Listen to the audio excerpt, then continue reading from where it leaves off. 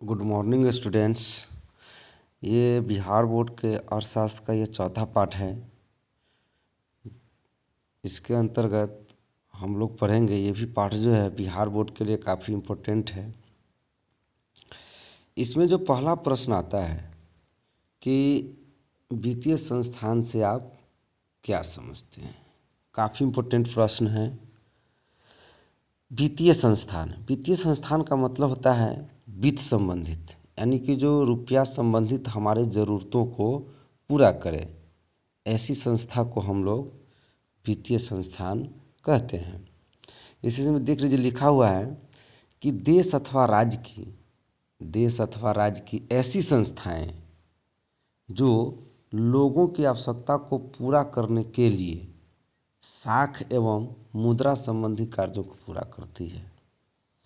यानी कि रुपया संबंधित जो भी लोगों की आवश्यकता है उसको जो संस्था पूरा करेगा, उसी संस्था को हम लोग वित्तीय संस्था कहते हैं। इस संस्था के द्वारा जो है कृषि, उद्योग, व्यापार इत्यादि जैसे आर्थिक कार्यों के लिए मौद्रिक प्रबंधन किया जाता है।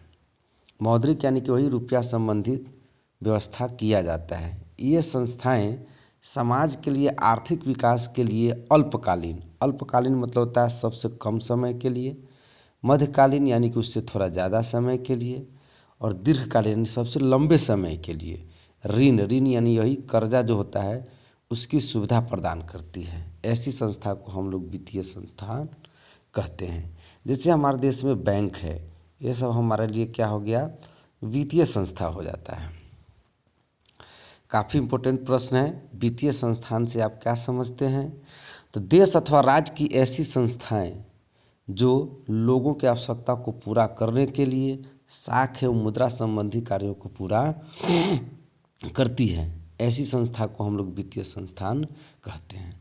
अब जो दूसरा प्रश्न है कि राज्य की वित्तीय संस्थान को कितने भागों में बांटा गया है, यानी जी हमारे देश में जो संस्थाएं हैं वित्तीय संस्थान, वह राज्य में उसको कितने भागों में बांटा गया है। तो वह है 2 भागों में बांटा गया है। पहला है कि संस्थागत और दूसरा है गैर संस्थागत। संस्थागत नाम से स्पष्ट आता है कि जो सरकार के देखरेख में चलता होगा।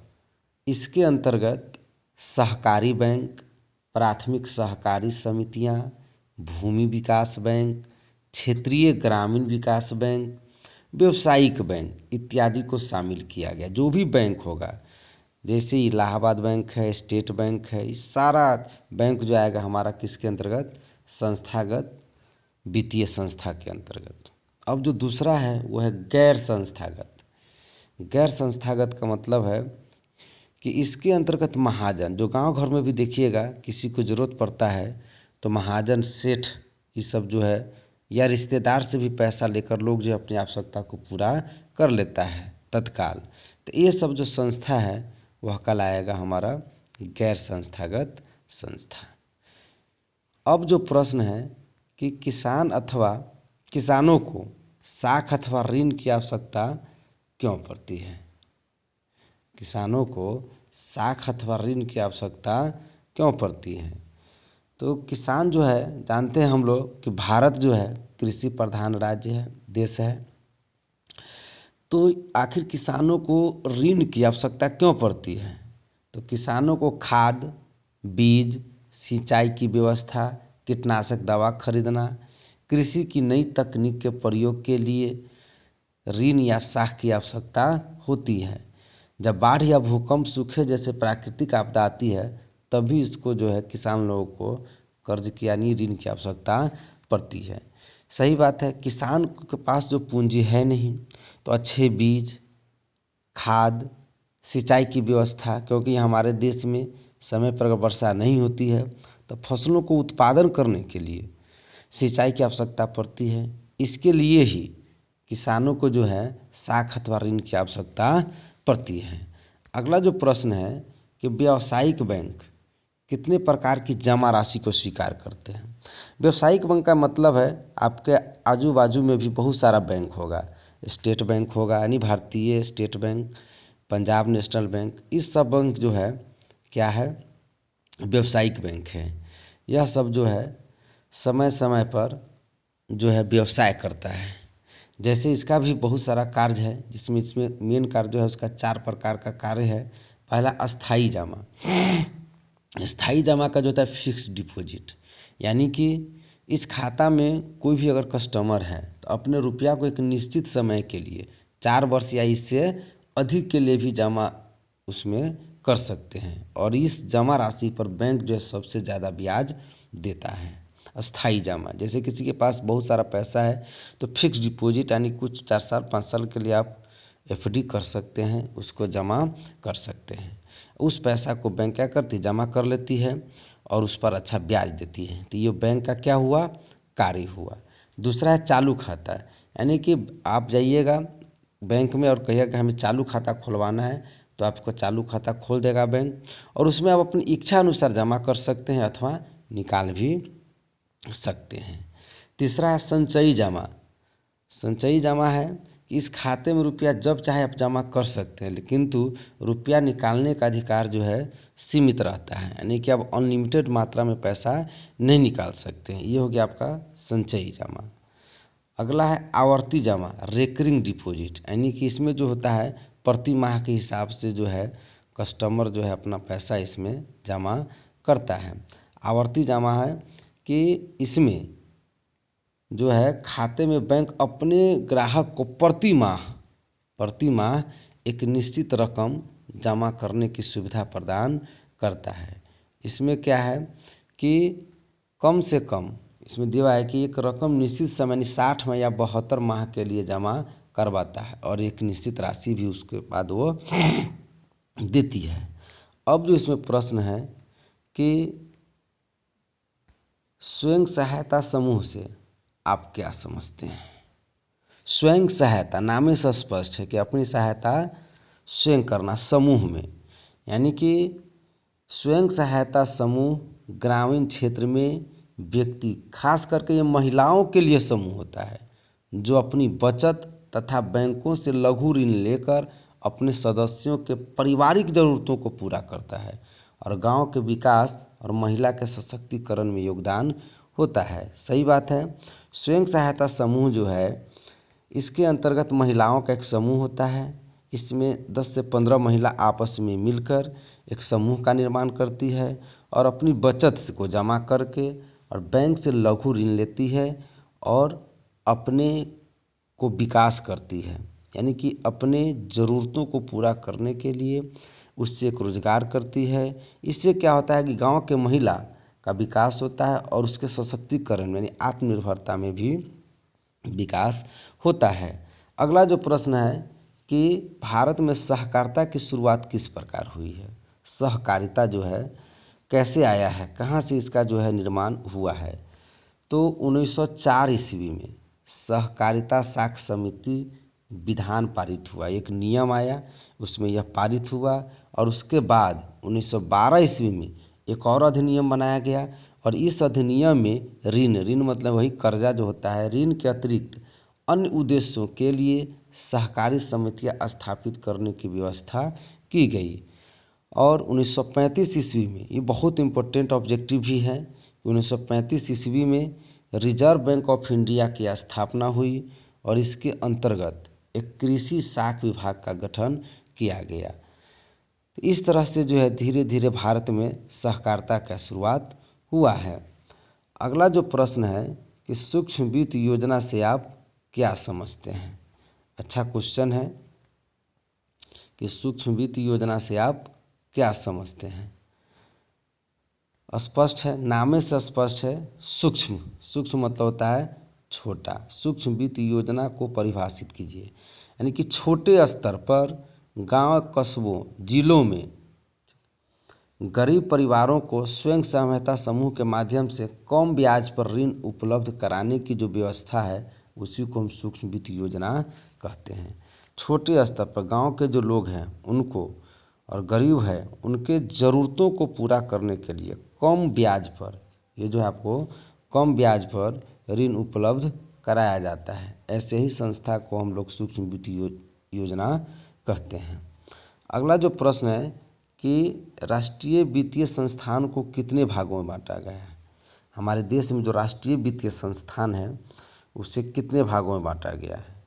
तो ये कह रहा है कि ऐसी वित्तीय संस्थाएं जो देश के लिए वित्तीय यानी देश के लिए रुपया संबंधित और साख नीतियों का निर्धारण करेगा। किसके लिए? देश के लिए। और उसी के निर्देशन कार्यों को संपादन भी करती है, उसे हम राष्ट्रीय वित्तीय संस्थान कहते हैं।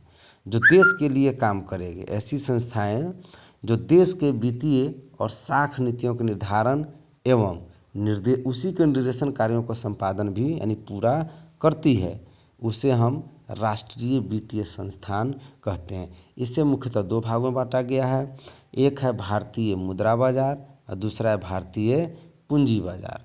भारतीय मुद्रा बाजार देखिए, इससे भी ऑब्जेक्टिव आपको पूछा गया है। कह रहा है कि ऐसी मौद्रिक बाजार जहां उद्योग एवं व्यवसाय के क्षेत्र के लिए अल्पकालीन, ये याद रखिएगा, अल्पकालीन, यानी कि भारतीय मुद्रा बाजार जो है अल्पकालीन एवं मध्यकालीन वित्तीय व्यवस्था का प्रबंधन करता है, दीर्घकालीन नहीं। ये जो है क्या है, अल्पकालीन और मध्यकालीन, यानी सबसे कम और उससे थोड़ा ज़्यादा समय के लिए ऋण उपलब्ध कराती है। और ऐसी ही संस्था को हम लोग भारतीय मुद्रा बाजार कहते हैं। इसको भी दो भागों में बांटा गया है। भारतीय मुद्रा बाजार को दो भागों में बांटा गया है। इसका जो पहला है, एक है संगठित क्षेत्र। इसके अंतर्गत केंद्रीय बैंक, वाणिज्य बैंक, सहकारी बैंक इत्यादि शामिल है। और असंगठित क्षेत्र में यानी जो सिस्टम में नहीं है, इसमें देसी बैंकर जिनमें गैर बैंकिंग वित्तीय कंपनियां शामिल की जाती है। जो प्राइवेट लोग होते हैं, कंपनी होता है, उसको असंगठित क्षेत्र के अंतर्गत लाया है। अब जो है राष्ट्रीय वित्तीय संस्थान का दूसरा जो भाग है वो है भारतीय पूंजी बाजार। कह रहा है भारतीय पूंजी बाजार दीर्घकालीन, जी ये जो है लंबे समय के लिए पूंजी उपलब्ध कराती है। दीर्घकालीन पूंजी की मांग बड़े बड़े उद्योग घराने और सार्वजनिक निर्माण के कार्यों के लिए होता है, जैसे सड़क, रेलवे, अस्पताल, शिक्षण संस्थान, विद्युत उत्पादन इत्यादि में जो है भारतीय पूंजी बाजार जो है ऋण उपलब्ध कराने का काम करती है। भारतीय पूंजी बाजार को भी चार भागों में बांटा गया है। इसका खाली नाम लिख देना है हम लोग को। इसका जो पहला है वह है आपका प्रतिभूति बाजार, दूसरा है औद्योगिक बाजार, तीसरा है विकास वित्तीय संस्थान और चौथा है गैर बैंकिंग वित्तीय संस्थान। ये सिर्फ नाम याद रखना है कि चार प्रकार का है। अगला जो प्रश्न है आपका वह है कि राज्य स्तरीय संस्थागत वित्तीय स्रोत के कार्यों का वर्णन करें। राज्य के अंतर्गत जो है तो वह जो है पहला है आपका सहकारी बैंक। इसके माध्यम से बिहार के किसानों को अल्पकालीन, मध्यकालीन और दीर्घकालीन ऋण की सुविधा उपलब्ध कराती है। एक गांव या क्षेत्र के कोई भी कम से कम 10 व्यक्ति मिलकर एक प्राथमिक सहकारी समिति स्थापना कर सकती है। जी, इसमें जो है 10 व्यक्ति मिलकर एक संस्था का निर्माण करेगा और उसके तहत वह जो है यहाँ से ऋण उपलब्ध करवा सकता है। अब जो इसमें आता है कि दूसरा है प्राथमिक सहकारी समितियां। यह अल्पकालीन ऋणों को उपलब्ध कराती है। एक गांव या क्षेत्र के कोई भी कम से कम 10 व्यक्ति मिलकर एक प्राथमिक सहकारी समिति की स्थापना कर लेता है। इसमें जो है लोगों को एक ऋण उपलब्ध कराया जाता है जिससे अपने उद्देश्यों को पूरा करता है। तीसरा है भूमि विकास बैंक। यह जो राज्य में किसानों को, जी किसको, किसानों को दीर्घकालीन ऋण प्रदान करने के लिए भूमि विकास बैंक का जो स्थापना किया गया है। यह किसानों के भूमि को बंधक रखता था और कृषि में अस्थायी सुधार एवं विकास के लिए दीर्घकालीन ऋण प्रदान करता है। ये जो है गांव के किसानों को लंबे समय के लिए ऋण उपलब्ध कराता था। चौथा है व्यावसायिक बैंक। व्यावसायिक बैंक हम लोग देख ही रहे हैं 1969 ईस्वी के बाद से व्यावसायिक बैंक का अधिक मात्रा में किसानों को ऋण प्रदान करने लगे हैं। जो स्टेट बैंक है या पंजाब नेशनल बैंक है, बैंक ऑफ बड़ौदा है, ये सब आता है व्यावसायिक बैंक के अंतर्गत। पांचवा है वो है क्षेत्रीय ग्रामीण बैंक। छोटे किसानों यानी गांव में तथा कमजोर वर्ग के लोगों को जरूरत पूरा करने के लिए क्षेत्रीय ग्रामीण बैंक की स्थापना 1975 ईस्वी में की गई है। ये भी ऑब्जेक्टिव अच्छा पूछता है कि क्षेत्रीय ग्रामीण बैंक की स्थापना कब की गई है, तो 1975 ईस्वी में की गई है। जो अभी भारत में 196 क्षेत्रीय ग्रामीण बैंक कार्यरत हैं। जी, भारत में अभी तक टोटल 196 क्षेत्रीय ग्रामीण बैंक कार्य कर रहा है। अगला है, लास्ट है कि छठा है नाबार्ड। देश में कृषि तथा ग्रामीण विकास के लिए पुनर्वित्त प्रदान करने वाली संस्था है और यह व्यावसायिक बैंक तथा क्षेत्रीय ग्रामीण बैंक को वित्तीय सुविधा प्रदान भी करती है। ये भी अच्छा संस्था है जो लोगों के विकास को मदद करने में सहायता करता है। अगला जो प्रश्न है कि व्यावसायिक बैंक के प्रमुख कार्यों की विवेचना करें। काफ़ी इम्पोर्टेंट प्रश्न, कई बार मैट्रिक एग्जाम में यह प्रश्न पूछ चुका है कि व्यावसायिक बैंक के प्रमुख कार्य। अभी जो हम लोग बैंक देख रहे हैं, आपके आजू बाजू में बैंक होगा, उसका काम क्या है? तो पहला काम है जमा राशि को स्वीकार करना। जी, क्या है? जमा राशि को स्वीकार करना। यानी कि जो भी हमारे पास पैसा है, जैसे व्यावसायिक बैंक का सबसे महत्वपूर्ण कार्य है ग्राहक के पैसा को जमा करना तथा बैंक उसी राशि पर ग्राहक को कर्जा देकर लाभ भी कमाता है। जैसे आप पैसा लेकर गए और आपका खाता खुला हुआ है, तो आपके पैसा को आपके खाता में क्या करेगा? जमा कर देगा। तो ये काम हो गया व्यवसायी बैंक का। दूसरा, ऋण प्रदान करना। जी, दूसरा मुख्य कार्य लोगों को ऋण की सुविधा देता है। ये बैंक एक निश्चित राशि को नकद कोष में रखकर बाकी रुपये बैंक द्वारा दूसरे व्यक्ति को ऋण दे दिया जाता है। यानी कि जब भी लोगों को ऋण या लोन की आवश्यकता पड़ती है तो बैंक उसको समय पर ऋण भी उपलब्ध कराती है। तो ये भी बैंक का क्या है? कार्य है। तीसरा है सामान्य उपयोगी काम। यानी कि व्यावसायिक बैंक का और सारा अन्य काम है, जैसे एटीएम, क्रेडिट कार्ड की सुविधा देना, यात्री चेक एवं लॉकर की सुविधा उपलब्ध कराना। इसके अलावा बैंक बीमा भुगतान, ऋण की किस्त, ड्राफ्ट इत्यादि बनाना, चेक देना, इस सारा काम किसका है? बैंक का है। तो ये सब बैंक का क्या हो गया? कार्य हो गया। अगला प्रश्न है कि सहकारिता के मूल तत्व क्या है? सहकारिता का मूल तत्व क्या है? तो सहकारिता का जो है मूल तत्व है 3। पहला यह है कि यहाँ संगठन की सदस्यता स्वेच्छा से होती है, उन पर कोई बाहरी बंधन या दबाव नहीं होता है। सहकारिता का पहले अर्थ जान लीजिए, होता क्या है। सहकारिता का मतलब है कि साथ मिलजुल कर काम करना। ये जो सहकारिता हम लोग देख रहे हैं, इसका काम होता है मिलजुल कर काम करना, बिना किसी स्वार्थ के, बिना किसी भेदभाव का।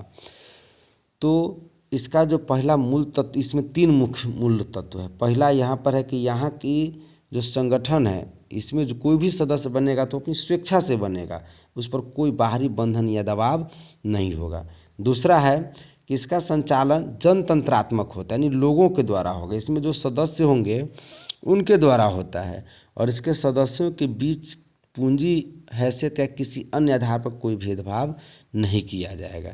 जी, इसमें जो है कोई भी हो, किसी के पास कितना भी धन हो, लेकिन उसके आधार पर कोई भेदभाव नहीं किया जाएगा।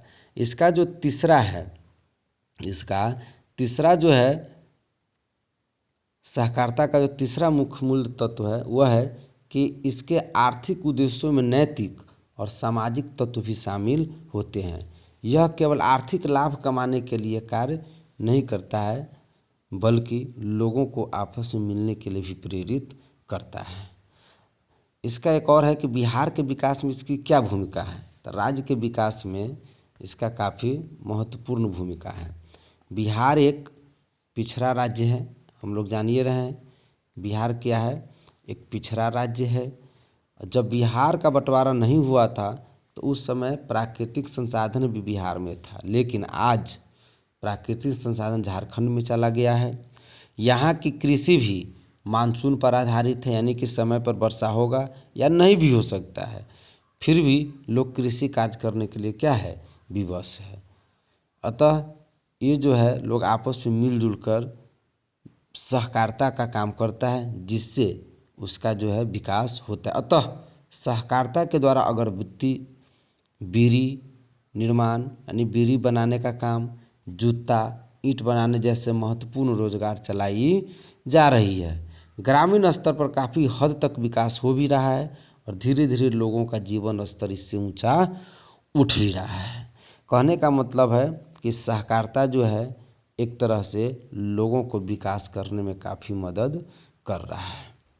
अगला जो प्रश्न है कि स्वयं सहायता समूह से आप क्या समझते हैं, यानी स्वयं सहायता समूह में महिलाएं किस प्रकार अपनी अहम भूमिका निभा रही है। स्वयं सहायता समूह पीछे पढ़े भी हैं कि 15 से 20 स्वयं सहायता समूह में 15 से 20 सदस्य होते हैं जो नियमित रूप से मिलते भी हैं और आपस में बचत करते हैं। और ये लोग आपस में जो कुछ बचत करते हैं, समूह इन कर्जों पर क्या करता है, ब्याज ले लेता है, लेकिन सेठ द्वारा लिए जाने वाले ब्याज से कम होता है। जैसे लोग आपस में पैसा जमा कर लेते हैं और बैंक से लेते हैं ऋण, उससे क्या है कि ब्याज दर काफ़ी कम होता है, लेकिन मार्केट से अगर लेंगे किसी महाजन सेठ से तो उसका ब्याज दर क्या होगा, काफ़ी ज़्यादा होगा। जब समूह 1 या 2 वर्षों तक लगातार बचत करता है तो समूह जो है बैंकों से ऋण के योग्य हो जाता है और इसका मदद जो है, इसका जो मकसद, इसका जो उद्देश्य है स्वरोजगार को उत्पन्न करना होता है। जैसे छोटा कर्ज सदस्यों के बीच खाद, बांस, कपड़े खरीदने के लिए दिया जाता है, यानी कि जो भी लोग जिस काम में लगे हुए हैं उस काम में उस पैसा को अपना इस्तेमाल कर सकता है। लेकिन इस जो ऋण लेते हैं बैंक से, इसको लौटाने की जिम्मेवारी समूह को होती है, यानी कि पूरे जितने भी सदस्य हैं उस समूह में, उस सब को इस ऋण को वापस करने की जिम्मेवारी होती है। इसी कारण बैंक गरीब लोगों को ऋण देने के लिए तैयार भी हो जाता है। इस प्रकार स्वयं सहायता समूह कर्जदारों को ऋणदार की समस्या से उबारने का काम भी करता है और इस प्रकार आर्थिक रूप से स्वावलंबी भी हो जाता है। इस तरह से हम देख रहे हैं कि बैंक काफ़ी अच्छा काम भी कर रहा है। इस तरह से इस पाठ में हम लोग इतना ही पढ़ेंगे। काफ़ी इम्पोर्टेंट पाठ है और एग्ज़ाम के दृष्टिकोण से काफ़ी महत्वपूर्ण भी है।